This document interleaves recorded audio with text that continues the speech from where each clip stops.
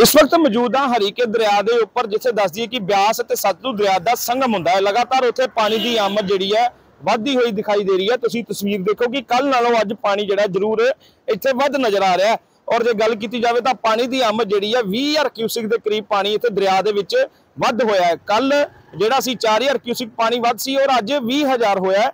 Down stream दे विच इस वक्त 95,000 cusec के करीब पानी छड्डिया जा रहा है। और दस दी कि पूरे दरिया दे विच अज पानी की आमद जिहड़ी है 1,17,000 क्यूसिक के करीब पानी की आमद हुई है। तो डाउन स्ट्रीम नूं लगातार पानी जिहड़ा है ज़्यादा छड्डिया जा रहा है। और इस तरीके नाल 20,000 क्यूसिक करीब पानी जिहड़ा है अज वधिया, जिहड़ियां दोवें नहरां ने राजस्थान और फिरोजपुर फीडर उस वाल भी जिहड़ा है अज वध पानी जिहड़ा है छड्डिया गया। और जिस उन्होंने अधिकारियों नाल गल हुई, उन्होंने कहना कि जिन्ना पानी पिछों आ रहा है उस तरीके नाल अगे नूं पानी जिहड़ा है छड्डिया जा रहा है। और जो गल की जाए तो लगातार प्रशासनिक आमला भी जिहड़ा इत्थे पहुंचा होया है और किसानां नाल राबता जिहड़ा है कायम कर रहा है। तरनतारन तो सिद्धार्थ अरोड़ा, न्यूज़ 18।